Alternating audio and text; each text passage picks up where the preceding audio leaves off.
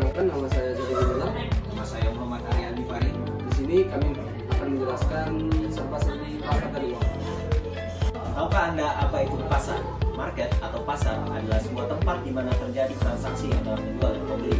Transaksi ini berupa perpindahan barang atau jasa yang dimiliki oleh penjual dengan alat pembayaran dari pembeli.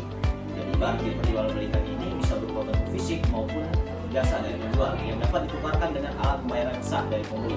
Alat pembayaran ini bisa berupa uang kartal, uang viral, maupun uang elektronik.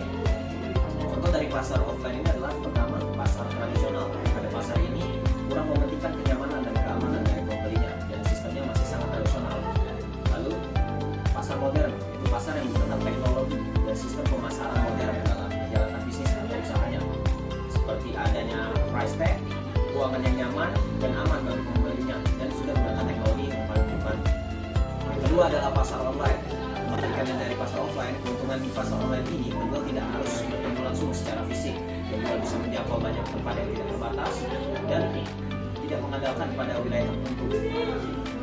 Keuntungan lainnya adalah terdapat banyak variasi barang yang ditawarkan dan freedom of choice bagi pedagang maupun penjual yang mempunyai kebebasan mutlak terhadap barang atau jasa yang ditawarkan. Pada pasar ini terdapat kerugian, yaitu tidak ada interaksi sosial dan pembeli tidak dapat melakukan quality of control. Butuh waktu pengiriman sebelum dapat digunakan dan juga transaksi tidak bisa dilakukan secara tunai. Oke, contoh dari pasar online adalah yang pertama itu online shop. Online shop itu apa sih? Online shop sistem belanja online yang mana pembeli dapat menanyakan harga atau pertanyaan apapun terkait produk pada penjual secara langsung. Biasanya seperti Facebook, WhatsApp, Instagram, dan lain sebagainya. Yang kedua itu marketplace, sebuah website yang menyediakan lahan atau tempat bagi para penjual untuk menjual produknya seperti Shopee, Bukalapak, dan lain sebagainya. Yang ketiga itu e-commerce.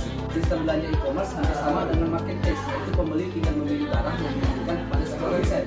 Bedanya pada e-commerce ini barang ataupun produk dijual berasal dari website itu sendiri. Misalkan Zalora, Carrefour, Matahari, Zara, dan lain sebagainya. Nah, di sini kami juga akan menjelaskan model bisnis perdagangan lainnya.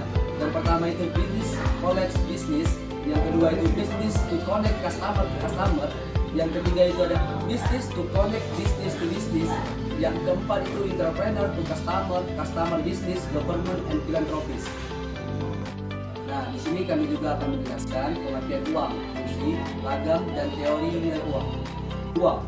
Uang adalah suatu benda yang diterima secara umum oleh masyarakat untuk mengukur nilai, menukar, dan melakukan pembayaran atas pembelian jasa atau barang, serta pada waktu yang bersamaan bertindak sebagai alat penimbun kekayaan.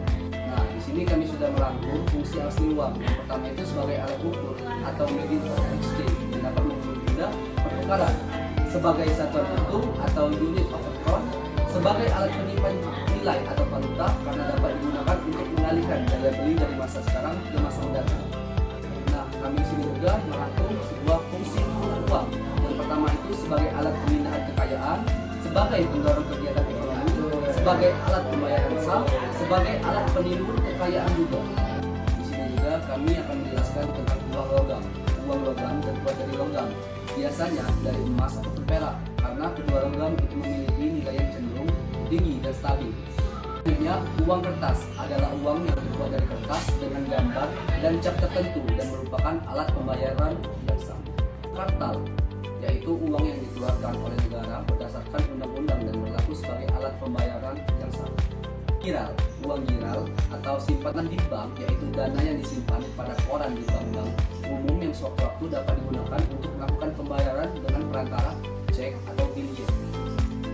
Ada juga uang penuh. Uang penuh nilai yang dikatakan sebagai uang penuh apabila nilai tertera di atas uang tersebut sama nilainya dengan bahan yang digunakan.